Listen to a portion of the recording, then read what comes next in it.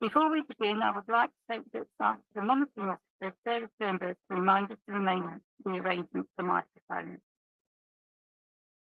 Thank you, Chair. It is much the same as previously, but for those who are new, we have engaged the services of Tim, who is our sound engineer, and he has supplied the mics. To work well so that everyone in the room can hear, the mics must be used properly. The streaming is also very dependent upon the proper use of microphones. So please will you remember to raise a hand if you're not on this first row and you wish to speak, so that Tim can sort the microphones and a mic can be brought to you to use. Please speak directly into the microphones. They are designed for the speaker to be very close and do not work if the speaker is not close. The chair requests that you do not stand when speaking so that you can get as close to the microphone as possible. Tim will switch off the microphone when you've finished speaking. And please remember, don't rustle your papers as the noise can be picked up by nearby microphones. Thank you, Chair. Thank you. We move to item 1 on the agenda, which is the election of Chair of Council. I will say a little more later, which is unusual for me, most of you know. There is a report actually on the agenda explaining the role of the office, which I am sure you all will read without further ado. I would like now to call the nomination. Thank you, Councillor Barker. Thank you, Councillor Perry. We have a motion put before us and seconded. Can I please see that everyone by show of hands that this is agreed by everyone who said?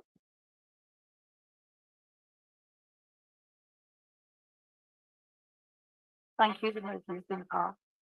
Congratulations, Councillor Becker.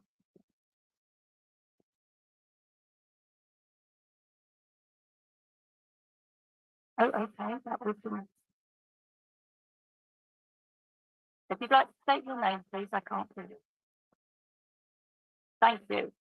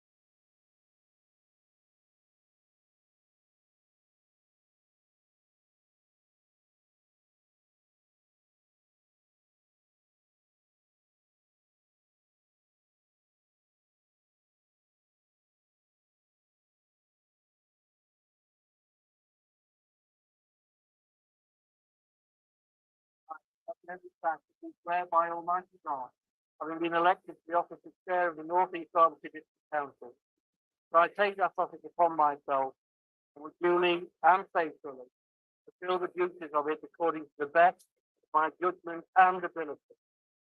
I will uphold the Constitution, take the rights of the Council's members, and seek to be a focus for civic unity. I swear that in carrying out the office of Chairman, I will bear true allegiance to His Majesty King Charles III, his heirs and successors, according to law. So help me God.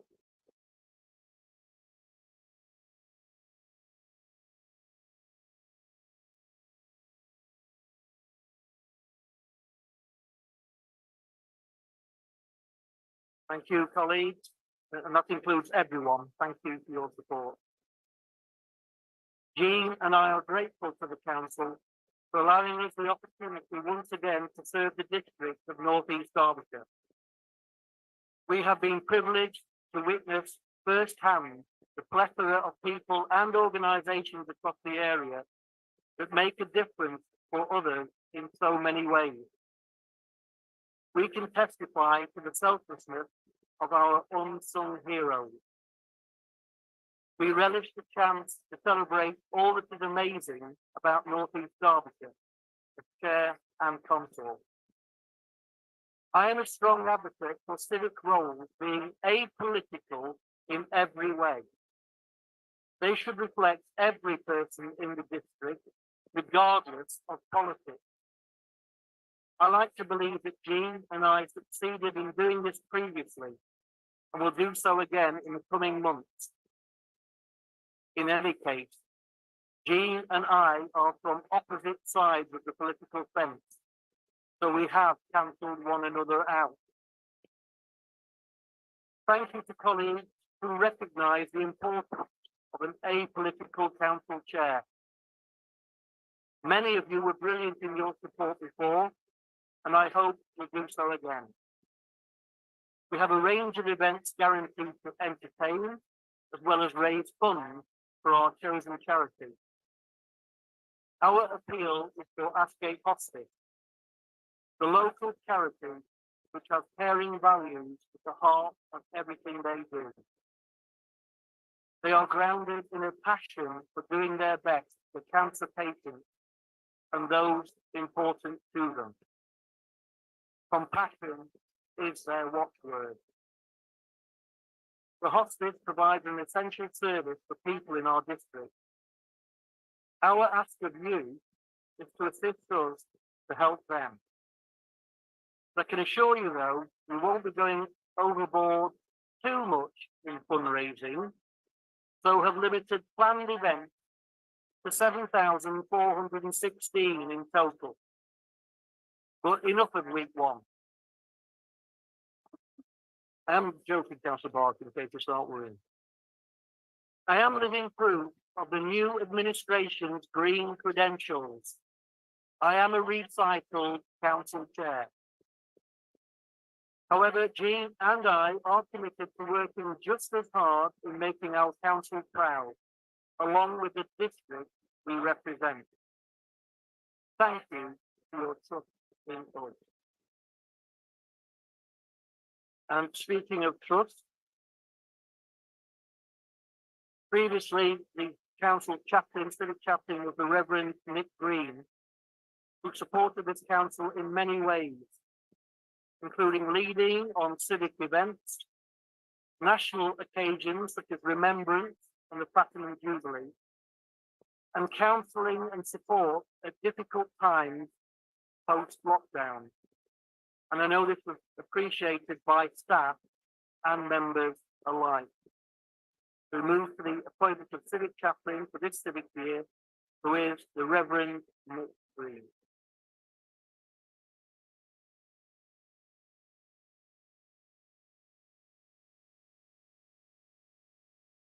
I, the Reverend Nick Green, swear by Almighty God that I will carry out the office of Civic Chaplain of the North East Derbyshire District Council.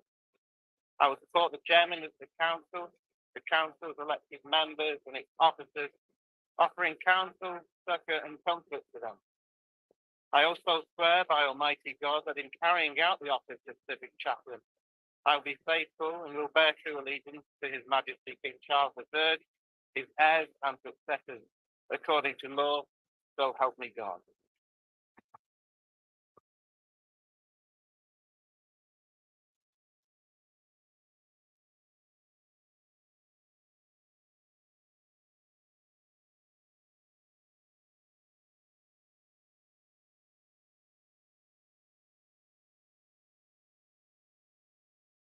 Congratulations, Reverend Nick Green. Your stole happens to be there in readiness.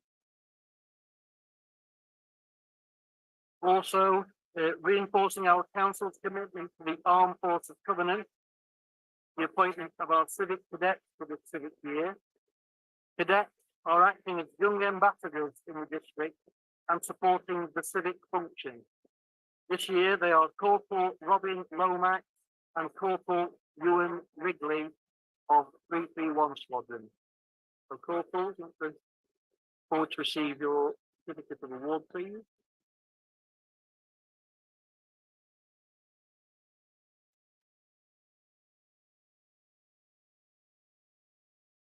Local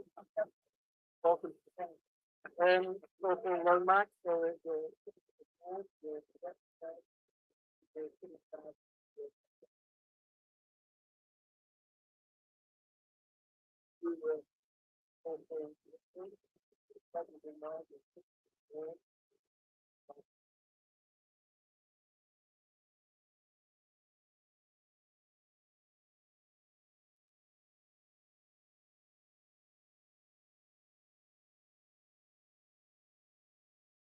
move to item 3 to the address of gratitude to the outgoing chair of the council, who is Mrs. Diana Rourke. And Mrs. Rourke was the council chair that led us in mourning for Her Majesty the Queen. And through the time of the proclamation of King Charles III, poignant and historic moment for this district. The year has been marked by significant fundraising for SAFA, underlining the Armed Forces Covenant, which was epitomised on the community event we had on Saturday, and I know some of you were here. It was an absolutely fantastic turnout of the community on a wonderfully sunny day, and I'm sure we'll hear more about that in a moment. Also, Mrs. Ruff was ably supported by her husband, Jeff, as consort during their civic year. And I know that some people want to make special mention of your contribution to the council, Councillor Mr. Ruff, so I'll hand over to Councillor Dennis. Thank you very much, Chair. And firstly, congratulations to you on your election as Chair of this council. I can't think of a better person to serve in that role, and really look forward to your civic year and supporting you as best as we can in terms of your events and fundraising efforts. So really well done, thank you. And to Diana, I just say a huge thank you to you and Jeff as your consort on such a brilliant year as Chair. And as has been already been said, I think many of us would agree that chairing these meetings is something that most of us wouldn't relish. But I think you approached it with a really steady and calm style and never really got flustered, despite some quite heated debates in the chamber. And I obviously had quite a big role in pulling together the agenda for these meetings. So I do have to take some responsibility for the fact that a couple of them went on well in excess of 3 hours. And I'm sure internally at least, I was probably testing your calmness, but you never once let it show. And I really want to say thank you for that, and that being testament to your very generous character.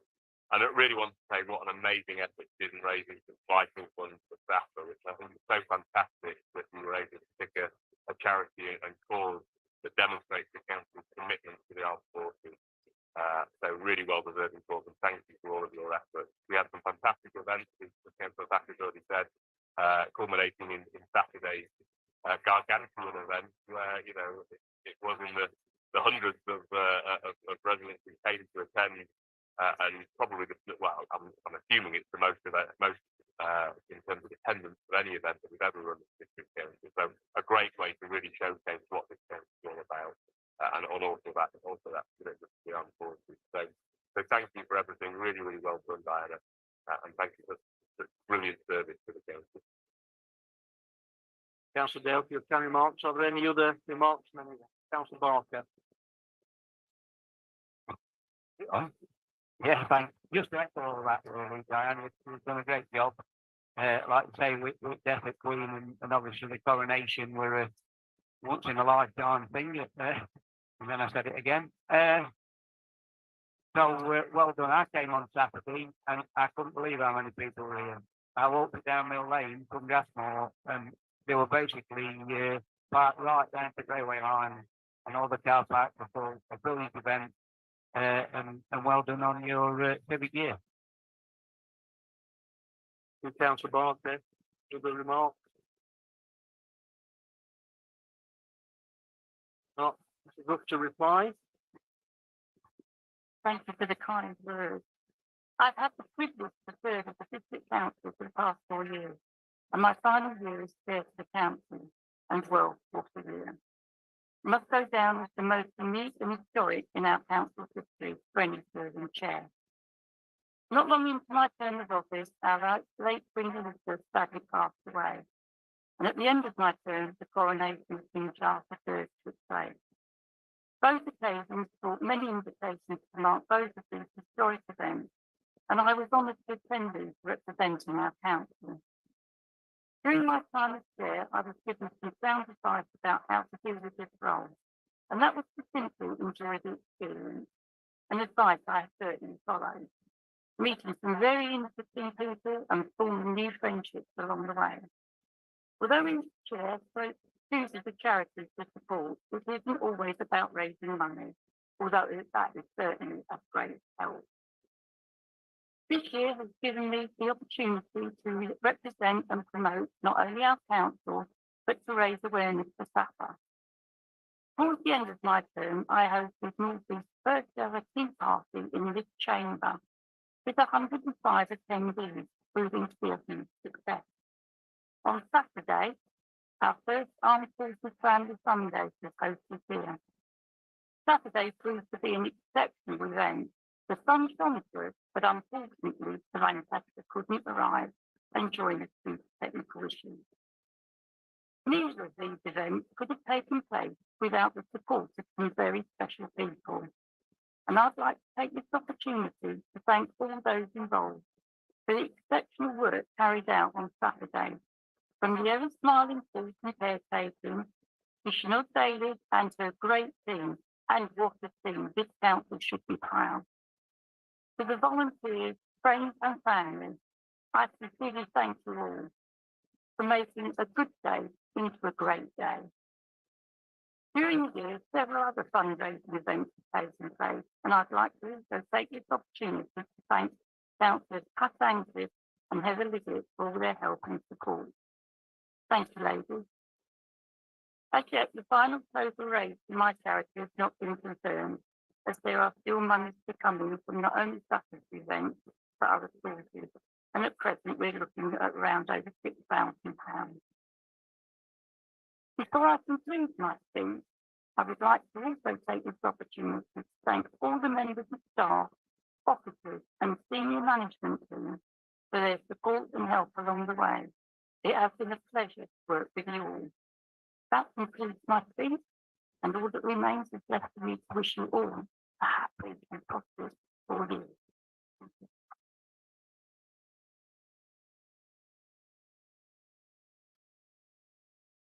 Thank you, Mrs. Ruff. On behalf of the council, I want to give to you your past chair badge and a token of appreciation from the council.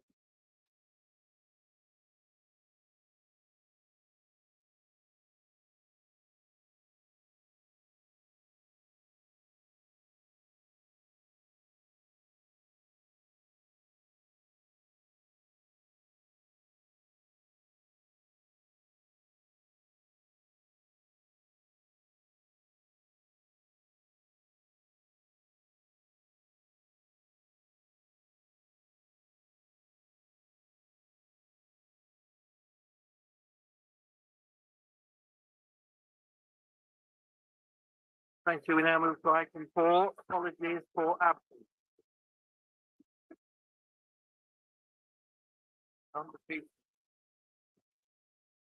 Non-received as yet, Chair. Councillor Barker. Any other apologies? Non-received, Chair. Thank you. Item 5 then, declarations of interest. Members are requested to declare the existence and nature of any disclosable pecuniary interest and or other interests not already on their register of interest in any items on the agenda and withdraw from the meeting at the appropriate time.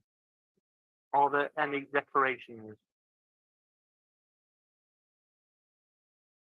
Item 6 then.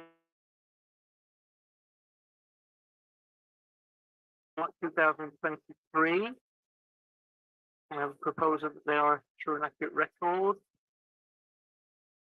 Thank you, Councillor Dale. We have a second, Councillor Cupid. All those in favour? Anyone against? Any abstentions? That's been passed. I'll sign those.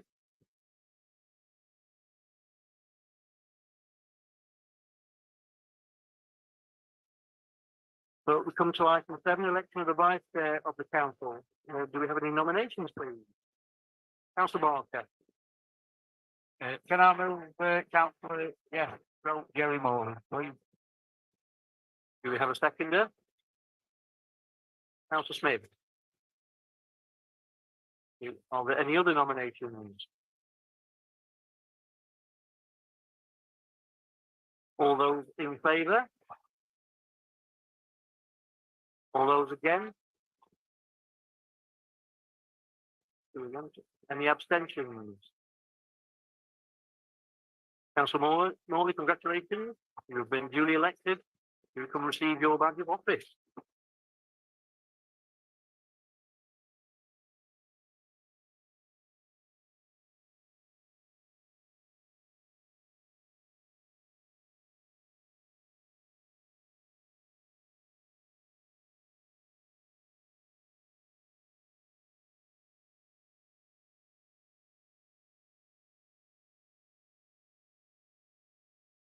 Move to item 8, election of the leader of the council. Nominations, please. Councillor Barry. I nominate Nigel Barker. We have a seconder. Councillor Lacey. Any other nominations? Those Councillor Barker, all those in favour? Anyone again? Was that your hand up, Councillor Morley? Or you...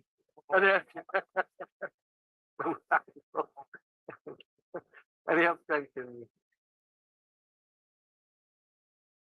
That's been carried. Congratulations, Councillor Barker. You are the leader.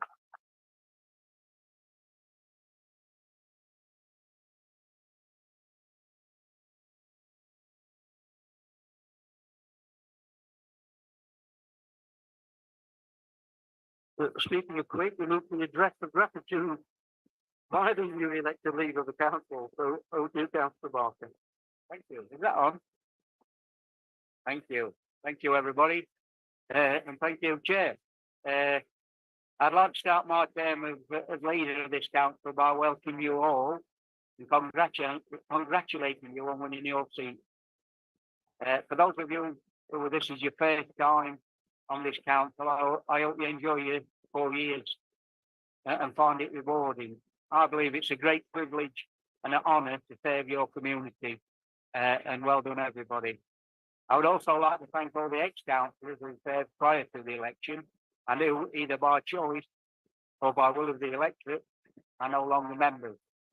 Whatever your political colours, public service is an important part of our democracy, and we should recognise those who give up their time to fulfil that role. We should also say thank you to their families who make sacrifices that allow us to serve as our community. I'd also like to thank Councillor Dale and Councillor Cupid over the last year or so, especially over the COVID period, which must have been a very difficult and trying time for everybody, especially yourself. I'd also like to make special mention of my friend and colleague Betty Hill. She isn't in the best of health at the moment, but she was an excellent councillor and a stalwart of this council. For many years, I'm sure the whole council will wish her well. We didn't get a chance before to wish her well, so best of luck to her. And also, I've been made aware last week that Pete Riggett, who was a councillor on this council, has died. And not many of you will know Pete, but he was another stalwart of this council. He was chair of Claycross Parish and the county councillor. So my sympathies go out to him and his family and friends. Also at the count, I never got the chance to thank all the staff involved in running the election. And so I'd like to take this opportunity to do just that and say thank you to them. I think everybody had gone big time. That recount didn't help, did it? It was a challenging election with all the problems with postal vote and the introduction of voter ID. Yet it was done efficiently and impartially by the democratic services here. This election saw the introduction of voter ID, and I think it'd be remiss of me not to mention that. We don't want to put any barriers up that deny people the chance to vote. Even if one person is turned away in the election, that's one too many. We want more people voting, especially at local elections. I think the 30% turnout or below is not great for democracy. On a personal note, I'd like to thank the people of North Wingfield who returned all 3 Labour councillors with an increased majority, and they stood by me personally, even when the Labour Party was going through difficult times. Finally, I'd like to also thank the people of North East Derbyshire for putting their faith in the Labour Party. This election is the first step what this district and our country needs, and that's the election of a Labour government and a Labour MP to represent North East Derbyshire. A new administration means new policies and a change to the way North East Derbyshire works. We made it clear well before this election that it was our intention to change the culture of this council. The fact that the media reported stories of bullying and that councillors felt compelled to resign was not something to be proud of. With that in mind, we are keeping to our word and offering civic positions to other parties, starting with the position of chair of the council and supporting the appointment of the last year's Conservative Vice Chair into this role. Congratulations, Councillor Thacker, on your reappointment as our chair, and I'm sure that you will exercise your role in a fair and non-partisan way. I'm also sure that you will represent the council to the best of your ability and probably raise loads of money. Well, not too much, Martin, you've been told. I'd also like to congratulate Councillor Morley on being elected as the Vice Chair, who will take on the Chair's role next year. Claycroft is a proud history of providing chairs to this council, and I know that you'll do the role justice in 12 months' time. We have made this change in the spirit of cooperation, which we hope will work for the benefit of all the people in North East Derbyshire. Hopefully, it will also put down on some of the political posturing and point scoring we've had in the past. That's not to say we don't expect to be able to account. That's after all what the job of the opposition is. But we are confident that we can be both open and transparent and be able to defend any challenges that might come our way. During the election, we made several pledges to the electorate, and we intend to deliver on them, even in difficult financial times that we know this council is going to face. We should not forget that to balance the books this year, the previous administration had to put up council tax and take 800,000 out of reserves. Now, that's going to be a challenge, having to find around 2 million in savings in the coming years. So it's no easy task and will involve some difficult decisions. We promised to be a greener council, and we start delivering on that promise by setting up a dedicated environment scrutiny committee to focus on climate change and how best we can play our part. But as well as looking inward at the role, I hope it also looks externally at how the work of our partners and other agencies impact on our district, and how we can challenge and assist them to bring about improvement. As part of that commitment, we are offering the Vice Chair of that committee to Councillor Adlington Springer, as he will speak out for that cause and ask challenging questions. But whereas some councils see that as a threat and run away from it and try to suffocate such challenge, we see part of the democratic process. We also intend to recruit a dedicated sustainability officer to help us deliver our climate change objectives. We also promise to be a safer council. We can't ignore the fact that for a decade, the current Conservative government decimated the police, the CPS, the court and the probation services. Antisocial behaviour that was once unacceptable now has to be tolerated by some communities because agencies do not have the capacity they need to deal with it. The role of this council may be secondary to some other agencies in this field, but it's not unimportant. Low-level antisocial behaviour is increased, and we all know it can have a terrible impact on people's lives and well-being, especially if you're a vulnerable victim of it. My own village at Wingfield experienced some of the worst antisocial behaviour this district has ever witnessed, and I'm eternally grateful to the community safety team here at NEDC who helped us to deal with it. But they were stretched to their limits in doing so, and so they need more resources if we can do more to help the victims of this type of behaviour. Hence, we intend to add to the capacity of the community safety team and support the work they do. We also want to make sure we can do as much as we can to support the police. We promise to be a cleaner council, and we are going to start delivering on this promise by reviewing the road sweeping regime and have a look at the grounds maintenance schedule to see what more can be done. We will also look at how we can better help those volunteers who work of their own initiatives and help keep their communities tidy. But we also recognise that there's a balance to be struck between keeping a place nice and promoting civic pride, but whilst recognising the need for biodiversity and climate change objectives. Ensuring we strike that balance within the current financial restrictions will not be straightforward and will take some time, but it is a priority. Another key priority of the council is to increase the number of affordable social houses in the district. Buying a home of your own has become a dream for far too many. The demand for council properties has grown massively, and yet the last administration wasted their 4 years in office and failed to address this. Until there is change in government, there are limits to what can be done. The one thing we can do is to say that this council plans to put Ricknell Homes at the heart of what it does, and to use it to deliver on this commitment to provide more affordable properties for rent over the next 4 years. We have already started by undertaking the governance review at Ricknell that will see the appointment of an independent chair. We're also reviewing the tenure mix on Whiteley's Avenue with a view to having more social housing as part of that programme. Going forward, we'll be looking at an ambitious, affordable housing growth target in the council plan, joining up the policies of this council with the work of Ricknell Homes, and I hope to be able to report back to the council later in this year on those plans. We also want to get this room sorted. You always look like you're doing an exam.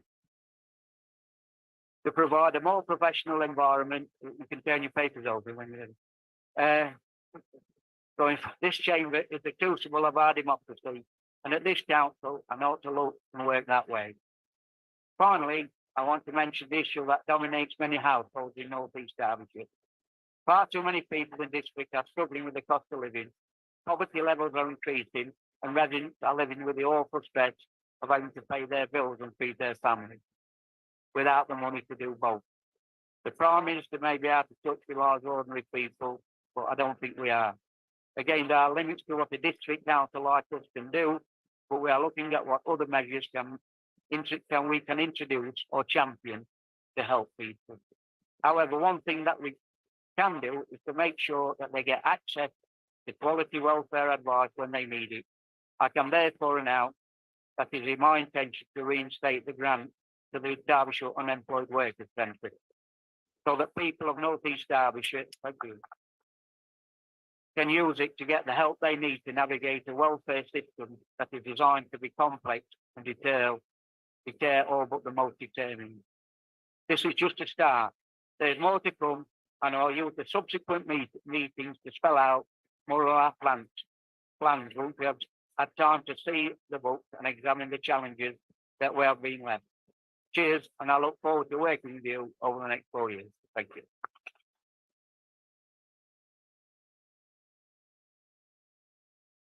Thank you, Councillor Barker. Just on behalf of the council, would you convey our very best wishes to Betty Hill? Thank you. Yeah. You mentioned that she's not well, and I'm sure everyone would want to know that we are thinking of her. You also mentioned Peter Riggett. Those of you who remember Peter will know that he was a true advocate of Playcroft and North East Derbyshire, and he served his community well at various tiers of local government, right up to Derbyshire County Council. He was certainly vocal in the council chamber and committees, certainly passionate in his views without ever being personal, and he always brought a sense of humour to what he had to say. I think it's only right and proper that we just have a moment's reflection in memory of a former colleague.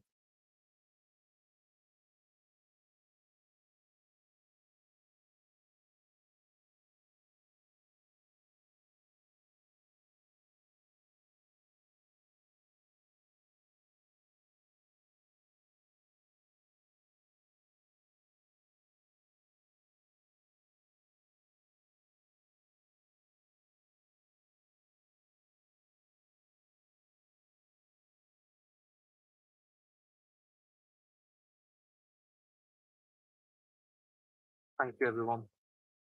We'll move to item 10 for the leader of the council to confirm the appointment of deputy leader and cabinet portfolio holders for the 2023-24 civic year. Councillor Barker. Thank you. I think, have you got that in front of you? I think we have that now. Everybody got a list? Yeah, as you can see, I've, it's been circulated, members should have it in front of them. There you see, what we try to do is, combine the finance and strategic leadership really, the top, so that Pat Kerry will be the deputy leader, overseeing the finance with myself and the finance and the strategic leadership. Joe Bakin as the portfolio for council services, Joe Fanatta, Jane Barry, environment and place, Steve Pickling, and health and leisure, Kathy Round. And as you can see there, we have lost one position on cabinet, but we have created more children committees and stuff. While saving money. Not a fortune, will we?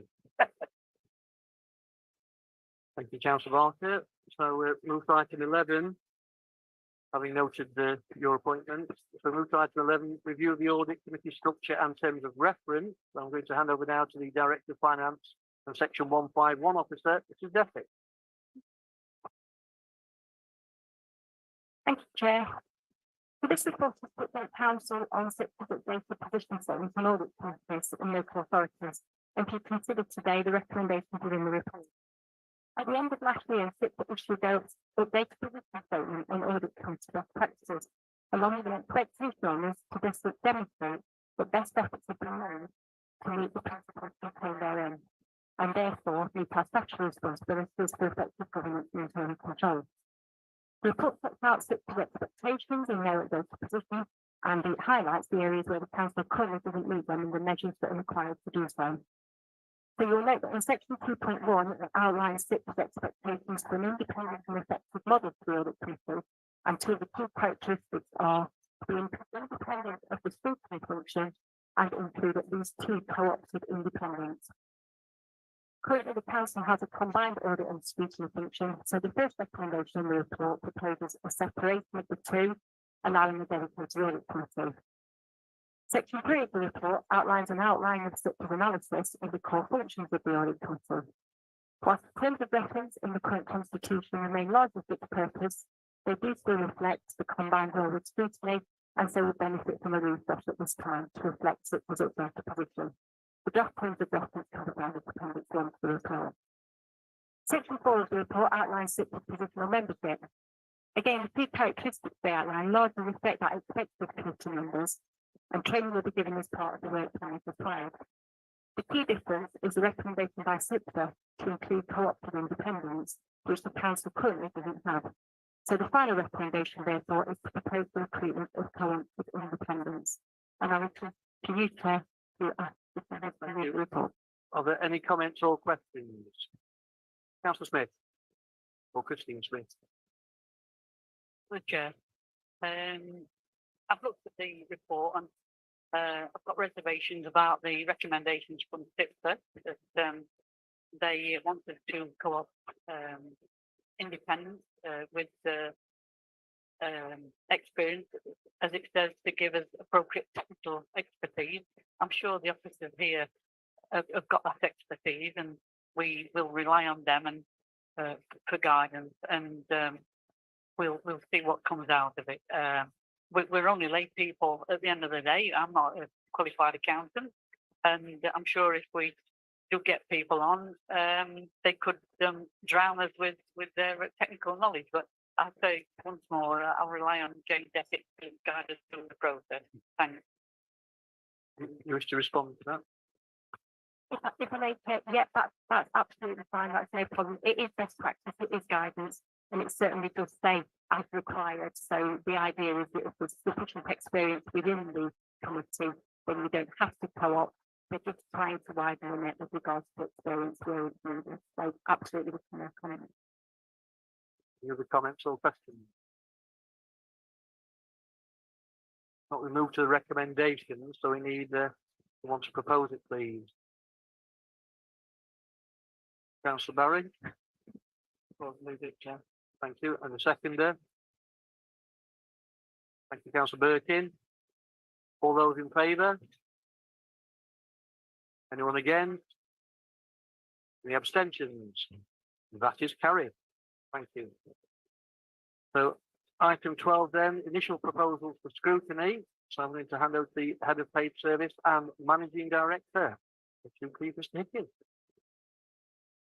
Thank you, Chair. Purpose of this report is for council to consider proposals for scrutiny committees for the new term. So we've just heard about one of the drivers for change to the current committees in the report that James just read out, and that need to separate out audit and scrutiny functions and the creation of a standalone audit committee. Another driver for change, though, is the developing council plan, which is effectively the business plan of the council for the next 4 years. The role of scrutiny committees in helping deliver the outcome of that plan are key. They will provide the checks and balances on the effective delivery of the plan and undertake reviews and targeted work where necessary in support of successful delivery of that plan. So, if it's best to be achieved, it's proposed that alignment with the emerging objectives contained within the plan takes place so that each scrutiny committee have a clear focus individually, and collectively all scrutiny committees will ensure a comprehensive coverage and connection to all aspects of the council plan. So in recent times have shown us how dramatically and quickly the world around us can change. The new council plan is intended to be a dynamic plan or non-static plan, one that can flex and adapt to meet the challenges and maximise the opportunities of today. With scrutiny committees being aligned to that plan, there will be an additional connecting thread running through the organisation right from the front line, right back here, council. This will complement the performance management framework. It will help with transparency and organisational clarity of purpose and add another source of momentum to the operating environment. This alignment to the plan and the key objectives will allow the whole organisation to flex and change as one system as and when we need to either act or react, ensuring everyone is brought along on that journey and ensuring everyone is aware of the changing direction or understands if the goalposts have moved and why, and more importantly, what we're doing about it. This organisational connectivity and agility will help this council be best placed for us to collectively deliver the positive outcomes for the communities that we serve. So at 2.3 in the report, there are the proposed names of the committees, and listed from 2.4 onwards is a bit more detail about how the scrutiny committees will operate. And on the first page of the report, the recommendations are that council agree to the following scrutiny committees being established, with 9 councillors on each committee. And the second recommendation is that delegated authority is given to the Assistant Director of Governance and Monitoring Officer to appoint the members to the 4 scrutiny committees in accordance with the proportionality rules and in consultation with the relevant group leader, and to appoint members who are not in political group. And with that, Chair, I'm happy to take any questions. Thank you. Any comments or questions? First of all, Councillor Barker and Councillor Dale. Very eloquent. Yeah, I've got a lovely speech, but you beat me to it. No, that summed it up. And I think the idea is to align it better with the council, the emerging council plan and all that sort of stuff. And it will be a chance for councillors to bring new ideas and be more involved in the council business. And hopefully these committees will function as you just described. So I move that, or am I jumping the gun? Move it, but we're still on the questions, but that's bang. Councillor Dale. Thank you, Chair. Can I start just by congratulating Councillor Barker on your election as leader of the council? From my group's perspective, it's very much fully intends to be a very active opposition and holding the new administration to account in the best interest of North East Derbyshire residents. But we will do so in a sensible, rational, and constructive way, and we will not oppose for opposing's sake, but work with you on issues where we can work with you, whilst also holding you to account, as I say. On this paper, our group are broadly happy with it. The only thing I would say that broadly doesn't feel like there's a huge amount of change. It feels like a bit of name changing of committee names, which is fine. The Environment Committee existed in a different format before as a working group, but obviously now it's a Security Committee. But yeah, I think broadly we're supportive and happy with the changes proposed. Yeah. Any other comments or questions? It's been moved. Do we have a seconder, please? Councillor Barry. All those in favour? Anyone against? Any abstentions? And that's carried. Thank you. Item 13 then, proportionality of the council and appointment committees and advisory groups. Sternberg. Thank you. Thank you, Chair. I'd like to deal with this in two parts. The first is the number of members on committees and the proportionality in each committee. These are attached to the report in front of you. There's a formula for working these out in the legislation, and we have stuck to that formula. As you can see, there are 4 political groups for purposes of the political groups rules and the allocation of seats. And I'll be happy at the end of this to take any questions if you have any on that. The second part is the appointments appointed by the groups. You have in front of you Labour's nomination. As we have an incomplete set of nominations, I'm going to ask for a delegation to myself to appoint the members to the 2 licensing committees, standards committees and standards committee and planning committee, plus working parties in accordance with the proportionality rules and in consultation with the relevant group leaders, and to appoint any members who are not in political groups. Thank you, Chair. Any comments or questions? Not, we move to recommendations. Do we have a proposer, please? Yeah, Thank you, Councillor Barker. Seconder, Councillor Barry. All right, I'll take Councillor Kerry. Thank you. All those in favour? Anyone against? Any abstentions? And that is carried. Thank you. We move to item 14 then, appointments to chairs and vice chairs of committees. The paper has been circulated with nominations.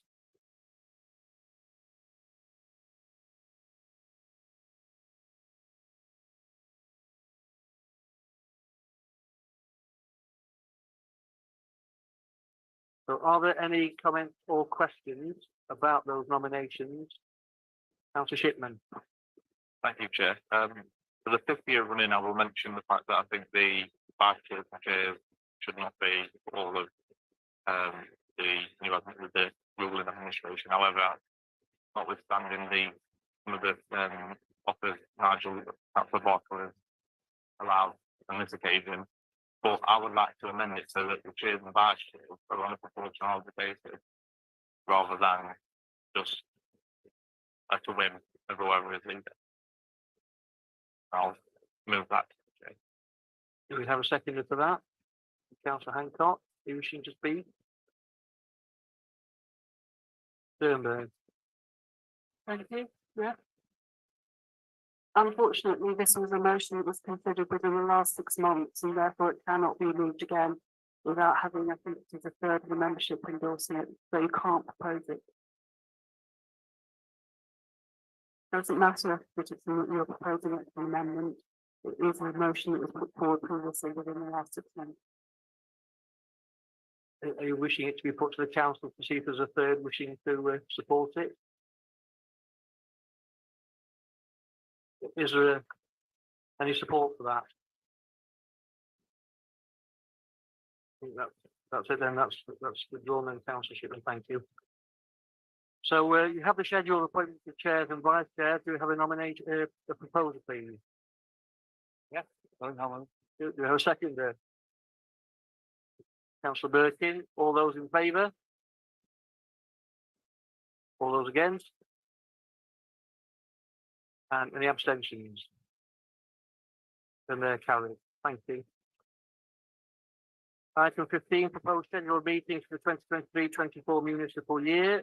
That's, Mr. Sternberg. Thank you, Chair. In view of the number of changes to committees, it is proposed that members approve the meeting schedule for the period until July's council meeting. The rest of the schedule will then be presented to the council for approval. The meeting schedule up to July the 31st is before you, and is being asked for approval. Thank you. Any comments or questions about that?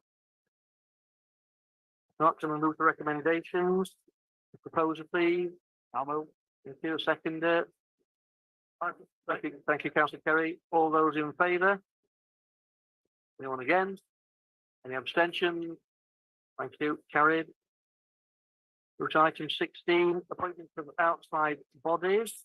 These are nominations to represent the council on external organisations, and again, schedule has been circulated. Any comments or questions before we move to moving recommendations? Sorry, if you want to say something, Mr. Sternberg. Thank you, Chair. There are a couple of things where appointments are being proposed with people who are not district councillors, and I think the leader was going to make some iteration, so.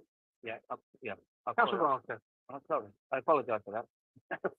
So, I was trying to pass them. No, just delete the two, I think Brian Wright and, Janice Can, on the Stonebridge one. I think just on that, it was a long list, and, we've appointed to the main sort of, outside bodies, but we will review all the community ones. I think the intention is to write out there and see whether they're still functioning and whether they still need people on them, basically. And there's a delegated that we can add people to that list as and when. Yes, Chairman, I've already got a delegation within the delegation scheme in the Constitution to make amendments. Thank you. So, Councillor Dale. Thank you, Chair. I noticed there was a gap on Ridgeway Sports and Social Club, and I was going to propose my colleague, Councillor Rennick. I'm not consulted with it yet, but if that was a gap of intention and you weren't intending to do it, then I'm sure Councillor Rennick would be very happy to. Yeah. Councillor Skinner.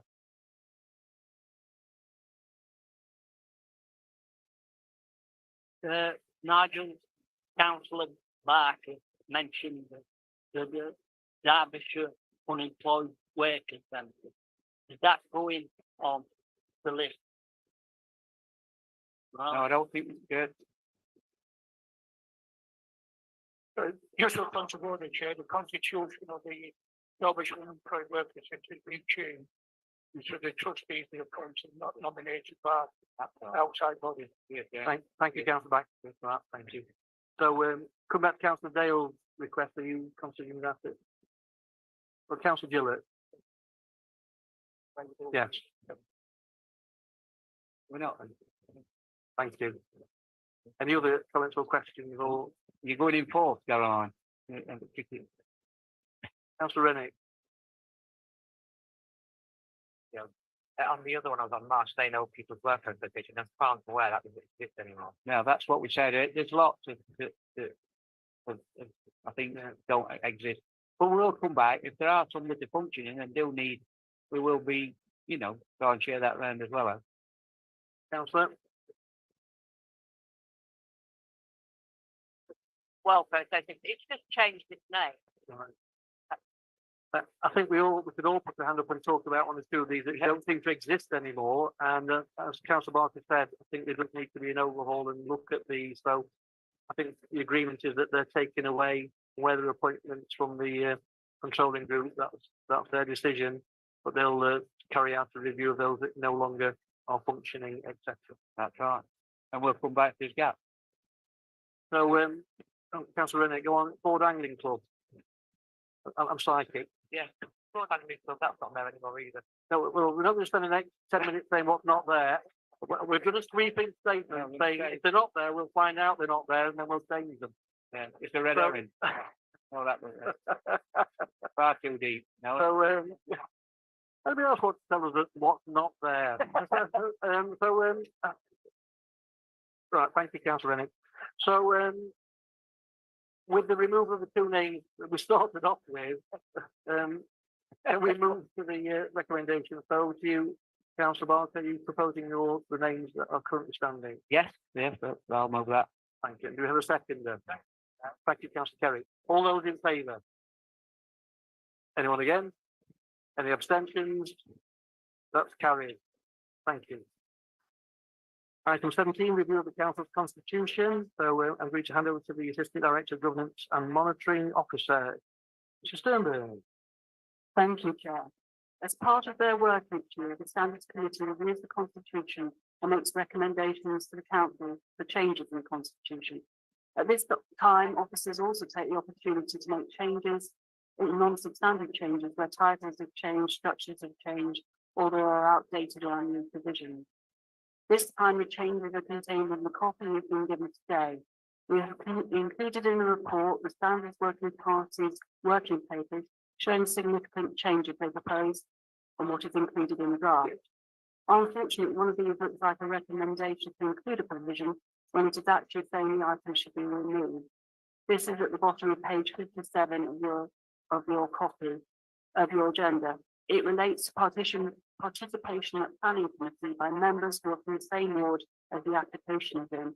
It was suggested 2 years ago that the Constitution should ensure that the member can speak as part of the planning committee in these circumstances. Council, however, declined to make this a part of constitutional rules. Unfortunately, it was still included in the Constitution. It has never been applied, and now we want to remove this provision. It is not included in the draft Constitution you have in front of you. By approving the draft, you'll be ensuring this provision is not in the Constitution. If there are any questions on any particular point, I'll try my best to answer them. Are there any comments or questions? Councillor Shipman and then Councillor Hewson. Thank you, Chair. I would like to propose an amendment to remove the ones relating to 10.3 and 10.4 in the suggestion. I very much hope the Chair continues to be a man of his word and, as I said at the start of this meeting, protect the rights of members of this council. Because these two items need removing. These proposals are nothing short of removing the very reason that everyone in this room is sat here today. It allows us to make, or at least attempt, to change the way the council is run to the benefit of those in North East Derbyshire.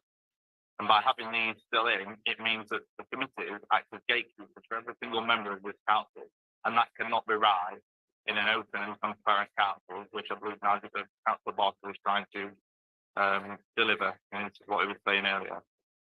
Gerrymandering debate and restricting motions put forward by councillors is one thing, but on a basic level, these proposals will not work.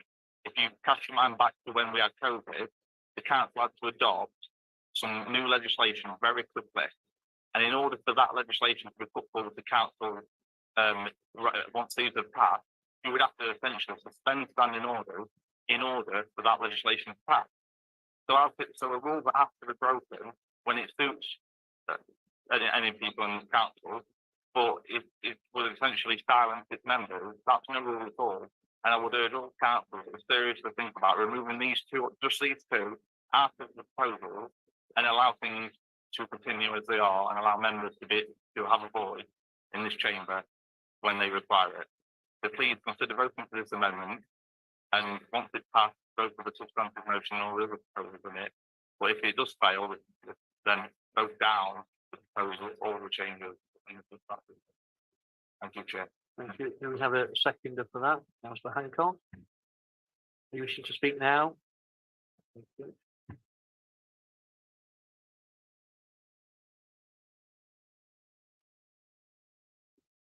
Thank you, Chair. I support the amendment for two reasons. First, the members already have the ability to amend any motion that comes to this council and have so and have in the past few years under both administrations. So to amend the constitution to prevent things being brought direct to council debate is wholly unnecessary. Secondly, we have to accept that committees are a necessary evil for larger towns, and we understand that it's not always to be heard on every issue. But we also have to accept the undeniable consequence of that is that a huge range of experience and perspective is removed from the process. Earlier on, we heard Councillor Barker say that he, when it came to the question of voting, that they didn't want any barriers in the way of democracy. The head of paid services said that the council needed to be adaptable and move quickly to any changes. So by their nature, the proposed changes to 10.3 and 10.4 inevitably suppress democracy. That's much more of national socialism than the democratic socialism advocated by the Labour who now hold the majority. So I urge all members to back the amendment and to reject the proposed changes on those two elements. Thank you. So what we're going to do now is debate this amendment that's been proposed by Councillor Shipman, seconded by Councillor Hancock. So this part is that debate now. Councillor Dale. Thank you, Chair. Really, it's a question of clarity. Maybe Sarah could provide some of the clarity, but I mean, my reading of that is literally only those motions that affect or change parts of the Constitution, requiring them to go to standards before they are sort of introduced and become part of the Constitution.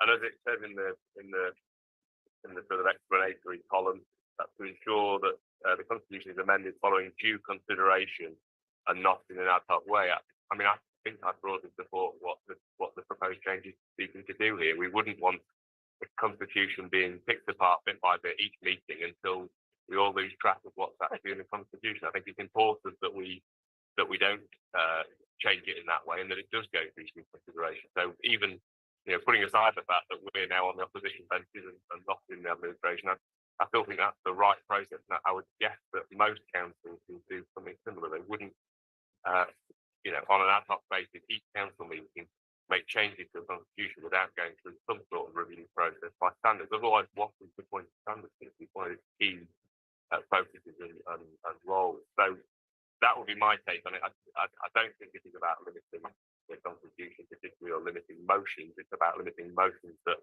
specifically change the Constitution. And I think that's certainly the right way of doing it. Thank you. Councillor Gillett. I wouldn't understand when this was for me discussed with Oxford, but having figured some of the previous conversations. I cannot see anything wrong with having a proper process that requires any changes to the Constitution of the country to be considered by the Standards Committee to have a proper consideration by the officers with due advice given. And that's what we are is today, whether or not we accept it. So just to allow members to say, propose something ad hoc and change the Constitution. What the front must be wrong, I think, what a council like. The second is with regard to policy. And any policy that's brought by the executive has to go through the process. It has to have recommendations from various offices, including finance, personnel, and legal. And that is how it should be. It should be the case again, a member can propose a policy that could have huge consequences for the community, both in terms of its impact on the community, financial commitments, without that process being gone through. I know 10.4 is putting a process to make sure that doesn't happen. It doesn't stop members from actually putting forward changes. It just requires them in particular to go to scrutiny committees and do the work there first. Then changes can then go through ultimately be a consideration that's the appropriate way.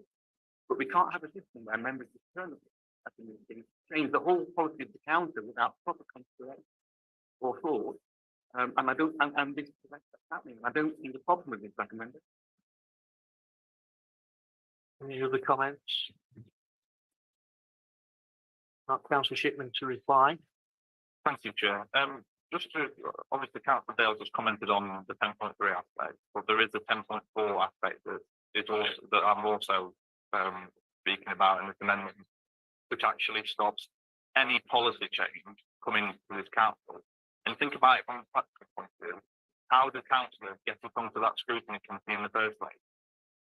What is the mechanism for me, if I've got an idea, to take it to a scrutiny committee, particularly if that chair of that scrutiny committee doesn't want it on that agenda of that scrutiny committee? It acts as a gatekeeping mechanism for all councillors in this chamber. And I don't think that that is the correct way. And in terms of the point that Councillor Gillett made, in that any councillor can bring a policy forward. If that doesn't get enacted until the majority of people in this chamber vote for it, that's the beauty of it all. We can bring something here to be debated on, and whatever the majority is in this council chamber on that very day, it will either be voted for or against, or as Councillor Gillett wishes, it's passed to a committee for them to look at. But at least the council has debated it in this chamber, and it's not as simple.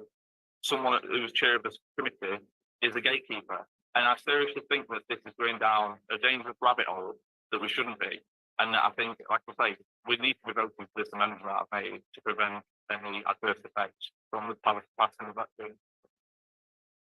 That was Councillor Shipman's vote, right to reply, so we're at the end of the debate. So we're voting on the amendment from Councillor Shipman that we remove 10.3 and 10.4, that's correct. So all those in favour of the amendment to remove 10.3 and 10.4, please show your hands. All those against? Any abstentions? The amendment is lost. So we come back to the discussion about the constitution. Councillor Cupid. Thank you, Chair. I mean, this might be linked to some extent to what we just discussed. I obviously appreciate the debate to finish. But I was going to raise sort of an amendment to 16.1 in the proposed draft constitution, but otherwise is that page 55, I think, of our pack, it's not numbered. Our group has got concerns about the proposal to limit the number of speakers at planning committee. I understand why this has come forward or been considered in relation to, I think it was a recent application in Calo where there were 40 speakers. But from that open and transparency perspective that Councillor Barton mentioned earlier, I was listening. I do think that, you know, planning, other than your bins or your graphing empty, planning is the one time that you would have, you know, sort of face-to-face impact with the council. Very rarely do we get, I know we get big contentious applications, but very rarely do we get more than a couple of speeches of application. And I think, albeit I'm not on planning committee, but I think that it's the sort of right and the duty of the planning committee to hear residents for or against, and to allow them to have their say, even if it takes an afternoon. And I think in the case that there would be a lot of speakers, I think, you know, that they'd hope to get together and sort of plan it together. So I think the limit of 5 speakers is quite arbitrary. You know, for instance, if 3 ward members from a single ward put themselves forward, that's already no members of the public pretty much can speak. And then also the second point of that, the proposed change in relation to in first come first serve. Again, I think that's dangerous. It's a bit of a roulette. It's almost a bit of an ITV game show of fastest finger first to reply to governance. So my group, we're going to put it down, and I'd like to propose an amendment that this change 16.1 is sent back to scrutiny or deferred or removed and considered. But I mean, noting on the previous point that the Lib Dem group made, I just wonder whether, depending what I know we've not got proposed in the report yet, but whether we should just defer the constitution changes to the new standards committee to have a bit of a look at them and a bit of a debate. So I'm happy to, everyone will accept, but I would like to put down an amendment 16.1. But if you have to defer the whole report, then support that as well. Yeah. Is there a second before I come to the debate? So, Councillor Dale. I'll second. I don't know what I'm seconding yet, but I'll see. That's what I was going to seek clarification on, because we had every word in there. We had remove, we had defer, and we had consider. So, what is it? I think we proposed to defer all of the changes and the back in standards. Just speaking more secondly, taking Ross's point, or Councillor points around 10.4, I actually think 10.3 I'm fine with, but 10.4, yeah, I have some concerns about, and particularly on the planning changes for us, you know, we know that developers will often speak to support their own applications, and if it is first and first serve, what's to stop a very fast, you know, fast on the finger developer putting forward all of their friends to speak in support of an application, give Trinity a walk view of it. So I definitely have some very serious concerns around that one. So just to be clear that your amendment then proposed on second is that all changes are deferred for consideration back to standards committee. Councillor Gillett. Standard, that's what to say. I hear the content. I wasn't at the committee where this was needed to be done, and so the first thing of that particular change was when I read the paper the other day. Obviously, the chair of that committee is no longer here to give the rationale behind it. You mean, like all the things about it, the majority group agreed it at the time, it was unanimous amongst everybody there. I take on board the concerns regarding that planning. And therefore, if the proposal had been to leave the rest of it is and vote on the rest, but just delete that one, I would have, to my group, that would do that. Without that, I would vote against it. And rather than bring it all back, let's get the rest in. A lot of it are minor changes that take place anyway. And look at that planning issue and bring the recommendation. That's a good consideration. Is that a friendly amendment to the amendment, Councillor Gillett? Or if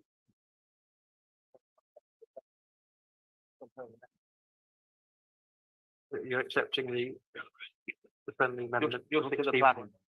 Yeah, I'm happy to, on that basis, to ask that the planning 16.1 be deferred, and then I suppose we can look at any of the other changes throughout the year on standard proposed to the council.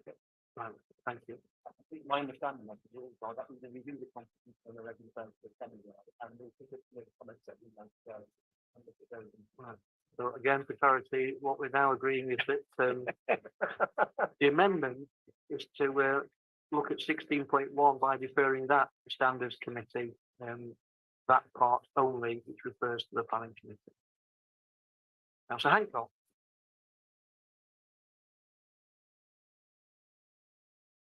Not an amendment to the amendment to the amendment. No, it's not. It's not. Although actually, it might have helped beforehand because I was actually going to support Charlotte and Alex's original motion to move the whole thing back. I was at the last scrutiny committee, and these changes weren't actually agreed by scrutiny. We agreed to put them to the council. We didn't agree them. We felt that some of them were rather contentious, and it wasn't our place to make a decision that thing. So I would have supported the amendment to send the whole thing back. I mean, yeah, I'll support sending this back, but it would have been better, I think, sending the whole thing back. Councillor Hancock, any other comments on this amendment as amended? Councillor Shipman. I think 10.6 definitely needs to be going back so it can be looked at properly and the practicalities around members not being able to bring motions forward in general. Not that I take Councillor Gillett's point about the constitutional changes, but the policy change. I mean, that could be anything. A change of policy is a change of position in this council, and therefore, you know, even probably writing to the government to try and change something is a change of the council's policy. So I think it does need looking at, and we shouldn't just pass this willy-nilly, especially given that there's a lot of new councillors that have been elected. I think it would be good if standards were to look at it again from a different viewpoint with the new administration. Thank with you. hopefully a different viewpoint. We've got Councillor Barry and then Councillor Barker. Thank you, Chair. I think the 10.4 says, as we've said, that everything goes through and we just go with the amendment for the planning, which is 10.1, and that gets deferred back to the standards. I think, as Councillor Gillett has said, that the constitution will be looked at throughout the year. So all those concerns that people are raising now, Councillor Gillett will look at those in due course. So I suggest, and I'd like to move that proposal that Charlotte put forward about what he put forward, that they put forward. No, I want to move it. This is turning into a game show in itself now. Councillor Barker. Councillor Barker. I really want to see those things.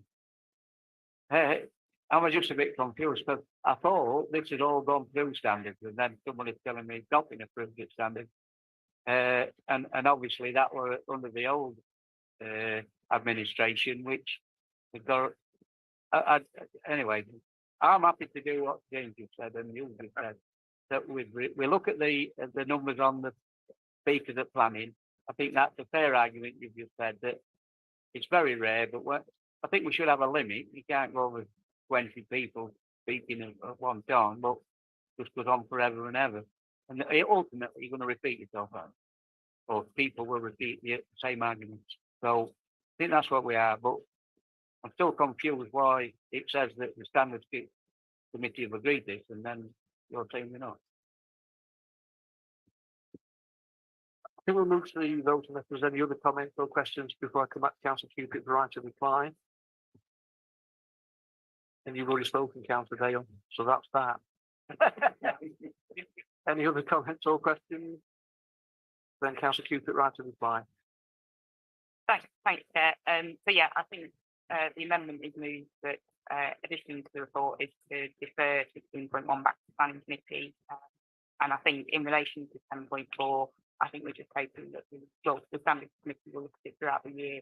And I'm hoping the monitoring officer will be lenient in how he can look at that for all councillors. So the amendment then is that 16.1 of the constitution suggested change will be deferred back to planning for further consideration. That's the amendment that we're voting for. All those in favour? All those against? Any abstentions? That's carried. Thank you. Any other comments or questions about this paper? Councillor Weatherall.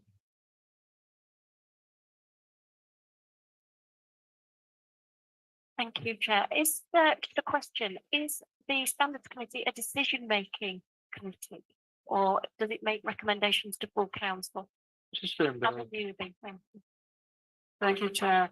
And on this issue, the constitution changes, it makes recommendations to the council. Any others? Not move to the recommendations outlined. So do we have a proposer? Councillor Barry, do you have a seconder? Yeah. Thank you, Councillor Barker. On with it there. Really good. Right, so proposed and seconded. All those in favour? Anyone against? Any abstentions? That's carried. Thank you. So move to item 18, scheme of delegation. Thanks, Mr. Sternberg. Thank you, Chair. It is a constitutional requirement that we specifically and explicitly approve the delegation scheme in the constitution. So it appears before you at every annual meeting.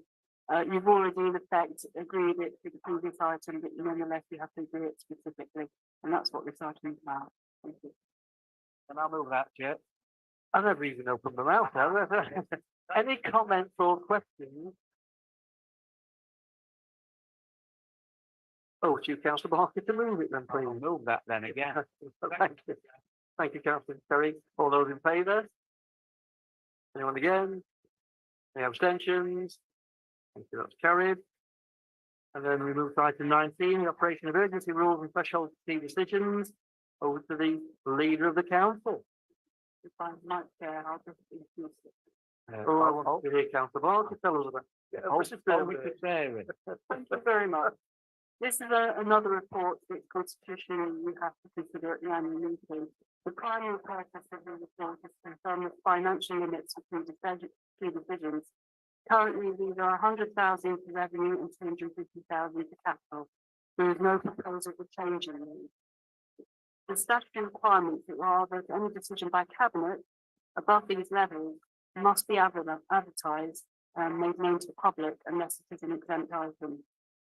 The other parts of the report are to demonstrate when these decisions have been advertised at shorter notice than the required 28 days. As you can see from the report, this has not been done in the last 12 months. Any comments or questions? No, I'll come back to Councillor Barker to formally move it. Can I formally move it? Yeah. A seconder. Thank you. All those in favour? Anyone against? Any abstentions? That's carried. Thank you very much. Under item 20, there is no urgent business. Can I thank you very much for your attendance and declare the meeting closed? Thank you. Thank you, Chair.